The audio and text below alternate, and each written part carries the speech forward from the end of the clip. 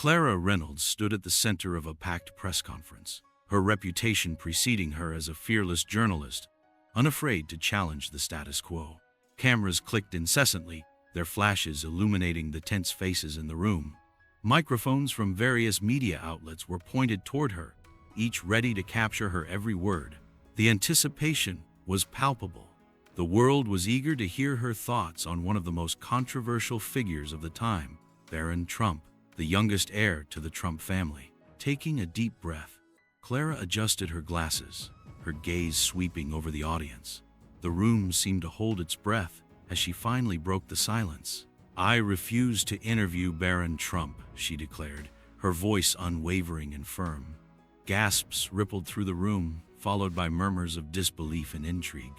For a journalist of her caliber to reject an opportunity to interview someone as high-profile as Barron Trump was nothing short of shocking. Clara continued, her tone steady but resolute. "He is nothing more than a spoiled symbol of privilege," she said.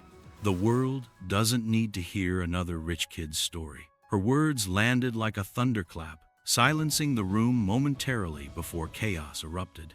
Reporters shouted questions at her, their voices overlapping in a cacophony of disbelief and urgency. Almost immediately, the media frenzy began. Within hours, news outlets around the globe had picked up her statement, turning it into a headline. Hashtags like Barron Trump privilege and Clara speaks out began trending on social media platforms. Some hailed Clara as a hero for speaking out against what they saw as the glorification of privilege. Others criticized her for attacking a young man who, despite his family's legacy, had largely remained out of the public spotlight. Clara's bold declaration turned her into an overnight sensation. Panel discussions on television debated the ethics of her decision. Was it an act of journalistic integrity, or was she unfairly targeting someone who had yet to define his own legacy? Opinions were starkly divided. While her supporters praised her for her bravery, her detractors accused her of bias and prejudice. Meanwhile, at the Trump estate, Barron Trump watched the unfolding drama in silence. Seated alone, his tall frame hunched over his phone, he scrolled through the countless articles and social media posts dissecting Clara's words. When a video of her press conference appeared on his screen, he played it, his expression unreadable.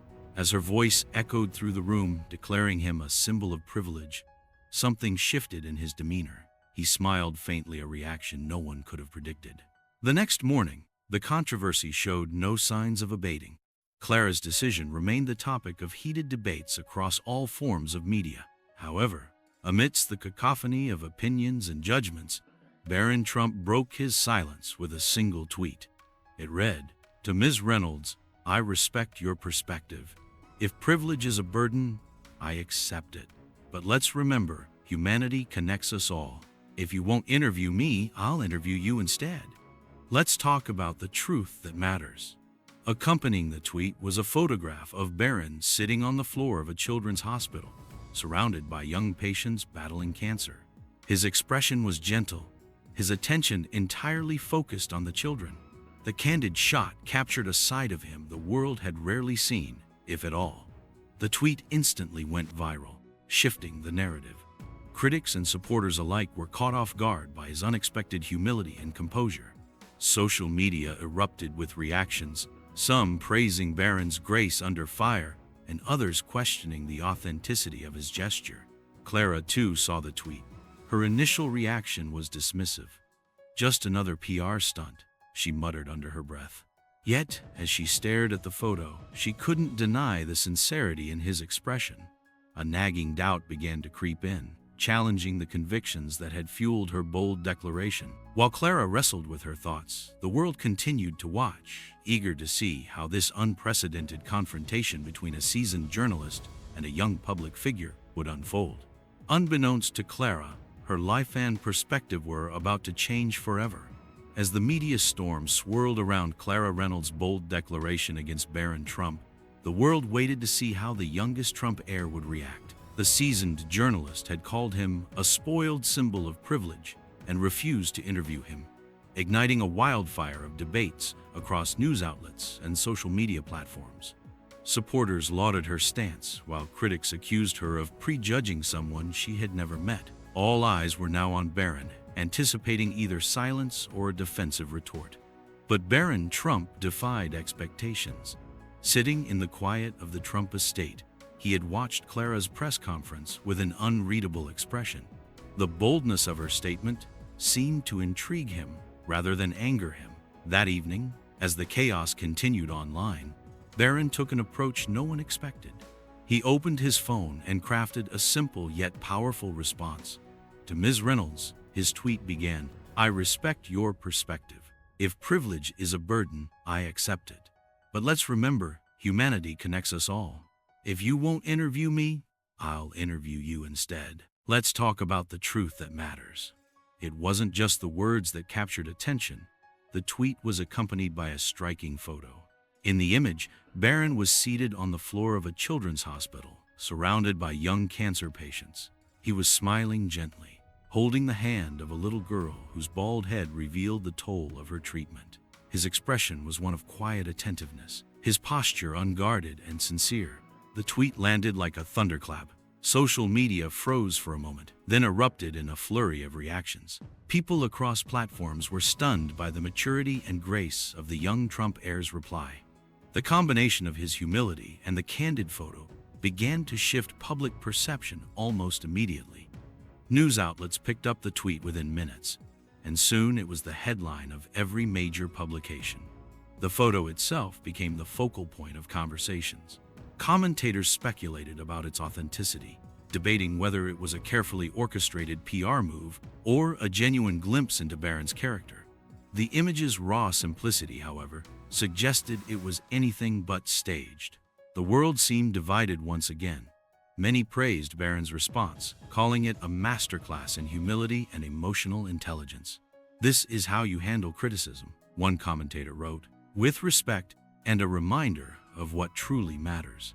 Others remained skeptical, labeling it a calculated move to rehabilitate his public image. Clara Reynolds herself saw the tweet not long after it was posted. Sitting in her office, she stared at the screen, her lips pressing into a thin line. "Just another PR stunt," she muttered, dismissing it aloud. Yet, she couldn't help but study the photo closely. There was something in Barron's expression, gentleness, maybe even vulnerability, that gave her pause. Her phone buzzed incessantly as her editor, friends, and colleagues urged her to respond. "He just flipped the narrative," her editor said during a frantic phone call. "You need to say something." But Clara refused to be swept up in what she called the media circus. She turned off her phone, hoping to focus on her next assignment. But her mind kept returning to the tweet. Barron's decision to post the photo with his response was deliberate. He wasn't interested in attacking Clara or defending himself with empty words. Instead, he wanted the world to see where his focus truly lay. The children in the photo weren't props. They were a testament to the kind of person Barron wanted to be, someone who used his position to bring light to those in need. The choice to invite Clara to discuss the truth that matters was another unexpected twist. Barron's tweet was both a challenge and an olive branch, offering Clara the opportunity to move past her assumptions and engage in a dialogue. Whether she would accept or not was a question the world was eager to see answered. As the days went on, the buzz surrounding Barron's tweet showed no signs of dying down. People across social media praised him for taking the high road, while hashtags like "Truth That Matters" and Barron Trump trended worldwide. The children's hospital featured in the photo reported an influx of donations, a ripple effect of the viral image. For Barron, the response was never about winning over skeptics or silencing critics. It was about staying true to his values. Behind closed doors, he remained calm, focused on his work and uninterested in the mounting attention. To him, the photo wasn't a narrative-shifting strategy, it was simply a snapshot of his reality. For Clara, however, the tweet marked the beginning of an internal conflict she couldn't ignore. While she had dismissed Barron as a privileged figurehead, his words and actions hinted at something far more complex. The world might have been divided, but Clara knew her next steps would determine whether her initial judgment of Barron would hold or evolve into something entirely unexpected. Clara Reynolds had spent her career chasing stories, exposing truths, and speaking her mind without apology. But for the first time, she found herself stepping into a story she didn't entirely control. After her public refusal to interview Baron Trump and the media frenzy that followed, she had turned off her phone, hoping to move on. Yet, fate and Baron Trump had other plans. A sharp knock at her office door interrupted her thoughts one afternoon. Standing in the doorway was a sharply dressed man with an earpiece, his expression unreadable. "Ms. Reynolds," he said, his tone crisp. "I'm Agent Carter, part of Baron Trump's security team." Clara blinked, caught off guard. "Requested my presence? For what?" "He'd like to have a conversation with you," the agent replied, off the record. She hesitated, her journalistic instincts and personal reservations battling for dominance. "Is this some kind of joke?" The agent remained stoic. "Mr. Trump doesn't joke, ma'am." Clara's heart pounded. Every fiber of her being wanted to decline. But beneath her skepticism, curiosity gnawed at her. What could this young man, whom she had so publicly dismissed, possibly want to say to her? Reluctantly, she grabbed her coat and followed the agent to a waiting black SUV. The drive to the Trump estate was tense and silent. Clara sat rigid in the back seat, her arms crossed tightly over her chest. As the gates to the sprawling estate opened, she was struck by the eerie stillness of the property. There were no paparazzi, no crowds, just an overwhelming sense of quiet. The mansion loomed large and imposing, a stark contrast to the cozy library where she was eventually led. Baron Trump was seated by the fireplace, a book in his hand. He looked up as she entered, his expression calm and composed. Standing to greet her, his tall figure struck her immediately. He carried himself with a poise that seemed beyond his years. "Reynolds," he said, his voice even and polite. Clara, still wary, crossed her arms. "Let's skip the pleasantries. What do you want?" Baron offered a faint smile and gestured to the seat across from him. "I want to talk. No cameras, no press, just two people trying to understand each other." After a brief hesitation, Clara sat, her skepticism evident. She said, her tone sharp. "Talk." Baron leaned forward, his expression sincere. "You called me a symbol of privilege," he began. "Maybe you're right, but privilege isn't always the fortress people think it is. Sometimes, it's a burden." Clara raised an eyebrow, unimpressed. "A burden? That's rich coming from someone like you." Baron didn't flinch. "I know how it sounds," he admitted. "But I've seen things, Miss Reynolds, things that made me realize privilege doesn't shield you from pain. It doesn't make you immune to struggles. If anything, it makes you responsible for helping others carry theirs." There was a quiet intensity in his voice that caught Clara off guard. For the first time, she felt a flicker of doubt about her assumptions. Still, she refused to let her guard down. "Go on," she said, masking her curiosity with indifference. Baron studied her for a moment before standing. "I can tell you about it," he said, "but I'd rather show you. Will you let me?" Clara hesitated. "Show me what?" "The truth," Baron replied simply. Against her better judgment, she agreed. Agent Carter reappeared, escorting them through a side exit to another waiting SUV.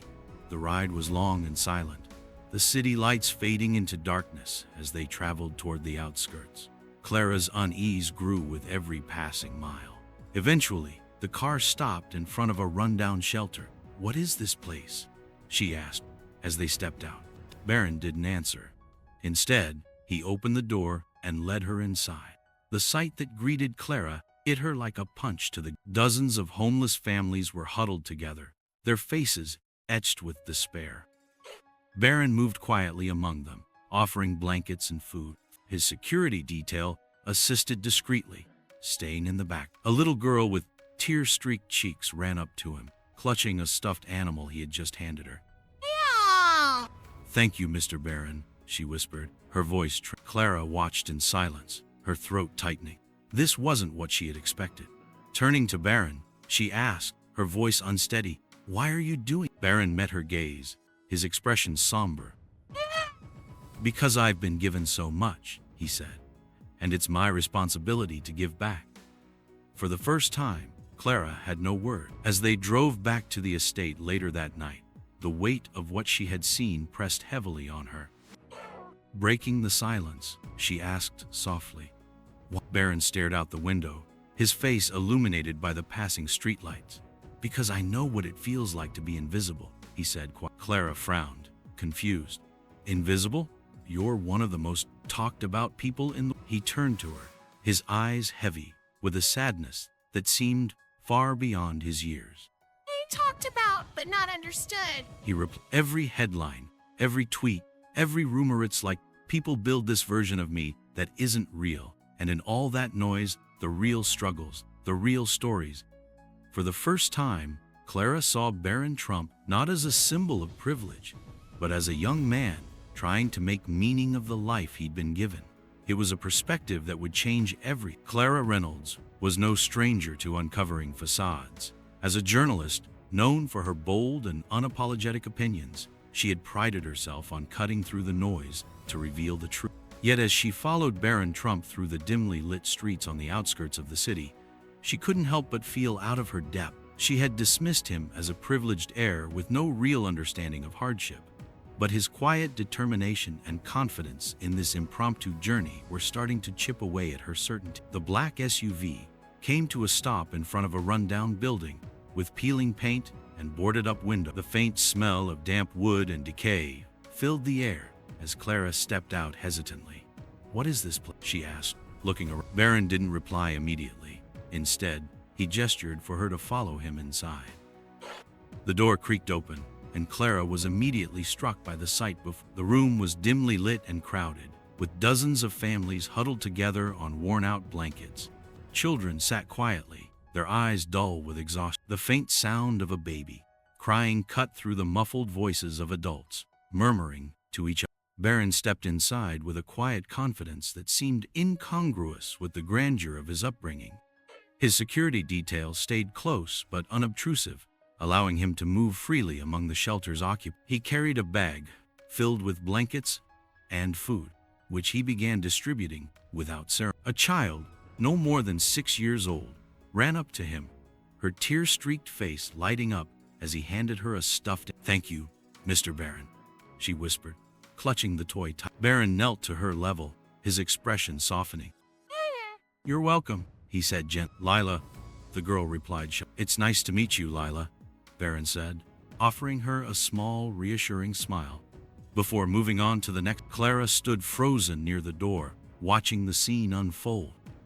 She had expected this to be a PR stunt, an act carefully orchestrated to improve his image. But what she saw was something entirely... Baron wasn't performing for cameras. There weren't any around. His movements were unhurried, his words genuine. Instead, he took the time to engage with each person, listening to their stories, offering words of comfort, and treating them with a respect Clara hadn't anticipated. One moment struck Clara deeply. A young boy approached Baron, holding out his hand for a blanket. His fingers were trembling, not just from the cold, but from a quiet shame that came from asking for... Baron didn't hesitate. He draped the blanket over the boy's shoulders and crouched to meet his gaze. "It's okay to ask for help," he said softly. "You're stronger than..." The boy nodded, tears welling in his eyes as he clutched the blanket tighter. Clara felt her throat. Turning to Baron, she finally broke her silence. "Why are you doing this?" she asked, her voice trembling slightly. Baron straightened and looked at her, his expression calm but somber.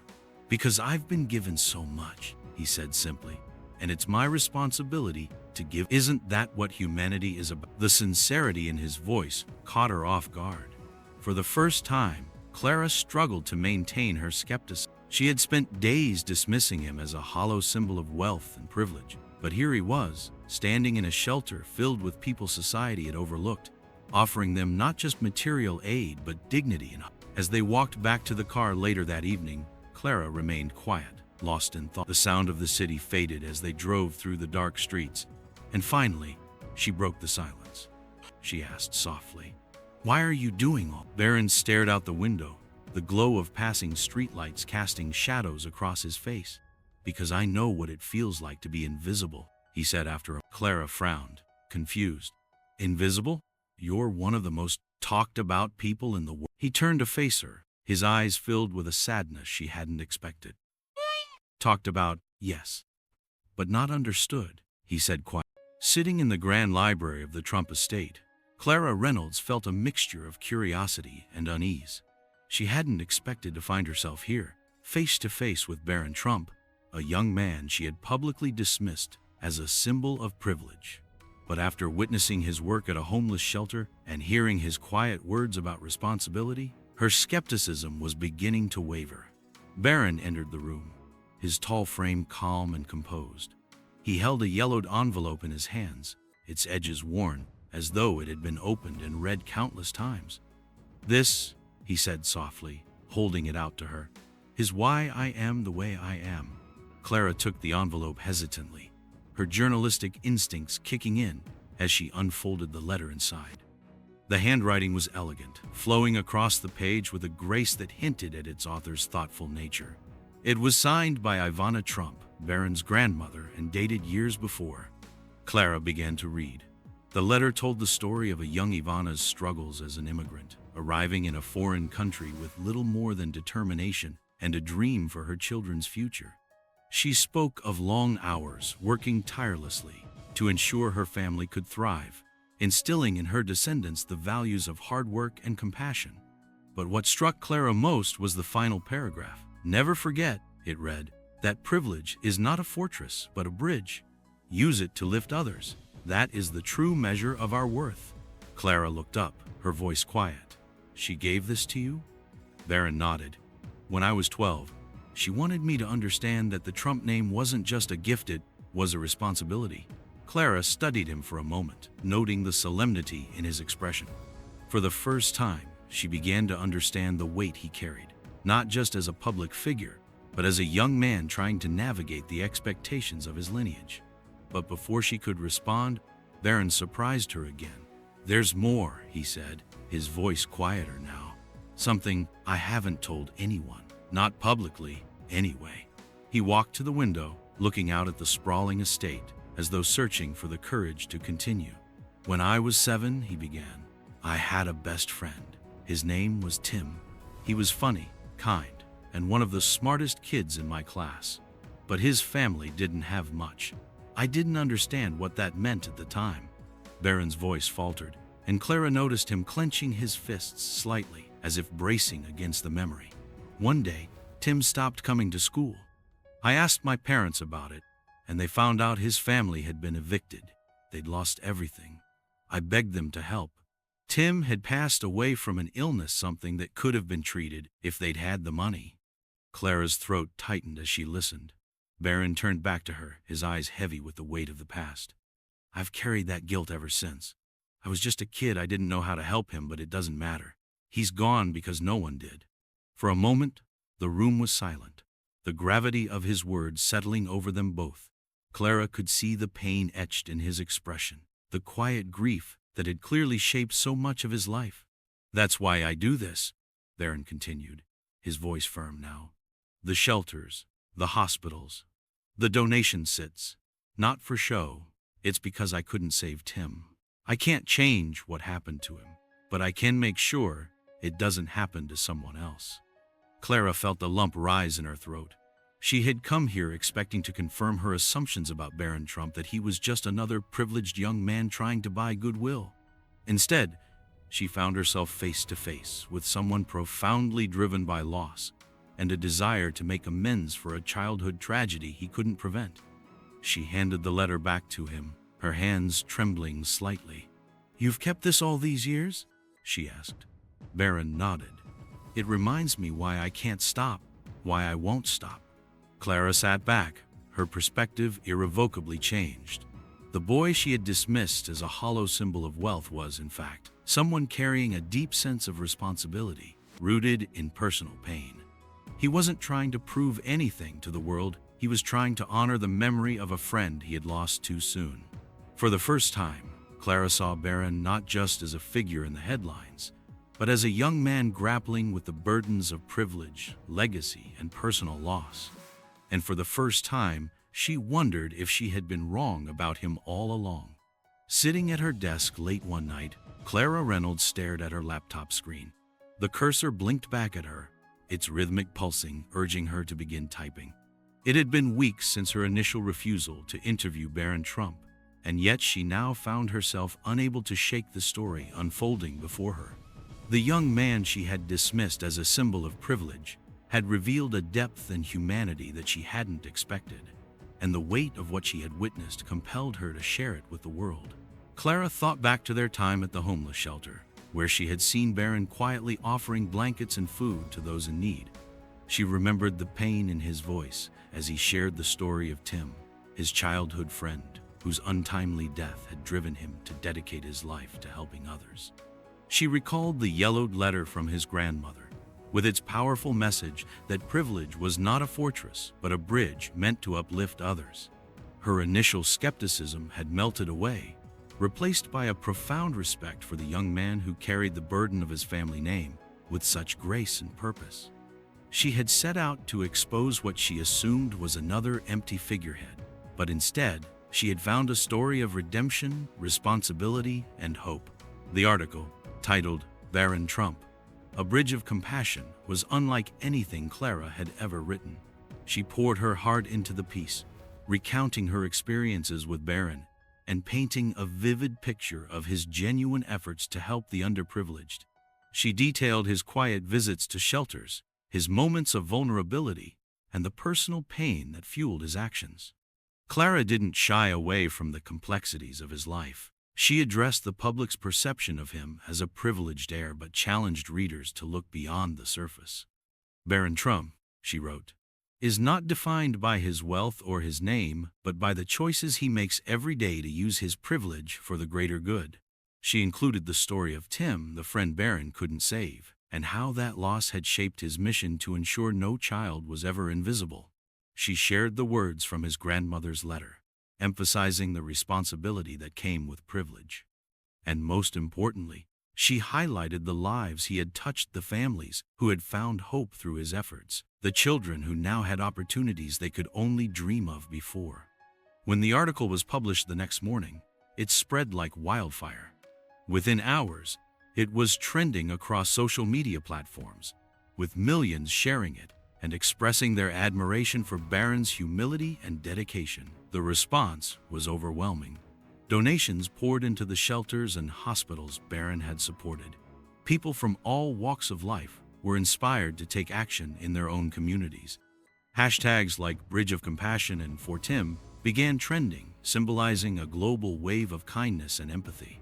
Clara, watching the reactions unfold, was moved to tears. Messages flooded her inbox, stories from parents, teachers, and community leaders who were inspired by Baron's actions. One letter stood out in particular. A mother from one of the shelters wrote, "Because of Baron, my daughter smiled for the first time in months. Thank you for sharing his story." The momentum from Clara's article sparked a new chapter in Baron's mission. Moved by the outpouring of support, he announced the creation of a foundation in Tim's name. The foundation, aptly named the Tim Initiative, would focus on providing healthcare, shelter, and educational opportunities for underprivileged children around the world. At a press conference held to launch the foundation, Baron stood before a room filled with reporters, philanthropists, and families whose lives he had touched. His tall frame commanded attention, but his voice was steady and humble as he addressed the crowd. "This foundation isn't about me," he began. "It's about Tim. It's about the millions of children who go unseen every day, whose stories are lost in the noise. This is for them." Baron's sincerity was palpable, and his words resonated deeply with everyone in the room. He spoke about his vision for a world where no child felt invisible, and where privilege was used as a tool for empowerment rather than exclusion. The foundation's announcement sent ripples across the globe. Donations flooded in from individuals, corporations, and even world leaders who were moved by Baron's story. Community programs and schools began initiatives inspired by the Tim Initiative, spreading its message of compassion and responsibility. Clara covered the launch in a follow-up article, capturing the hope and excitement surrounding the foundation. But what struck her most was Baron's quiet resolve. Even as the world celebrated his actions, he remained focused on the work ahead. Despite the success of the foundation, Clara noticed that Baron often withdrew from the spotlight. He seemed to carry the weight of his mission heavily, retreating to moments of solitude whenever he could. One evening, she found him sitting in a secluded clearing on the Trump estate, a small stone bench engraved with the name, "This is my sanctuary," Baron said softly as Clara approached. "When the noise gets too loud, I come here to think, to talk to him." Clara sat beside him, feeling the gravity of the moment. "What do you say to him?" Baron smiled faintly, his gaze fixed on the stars. "I tell him about the kids we've helped. I tell him I miss him. And sometimes I just sit in silence." For Clara, this moment encapsulated the heart of who Baron was. He wasn't driven by a desire for recognition or praise. His actions were deeply personal, rooted in love, loss, and an unwavering commitment to make the world a better place. She made a silent vow that night to ensure his story continued to inspire others. Baron's journey wasn't just about helping others, it was about healing himself, and Clara wanted to honor that truth. As the months went on, the TIM initiative grew into a global force for good. Its programs reached thousands of children, providing them with the resources and support they needed to thrive. Baron's message of using privilege as a bridge resonated far and wide, sparking countless acts of kindness around the world. Clara continued to document his journey, but her articles became less about Baron and more about the lives he was changing.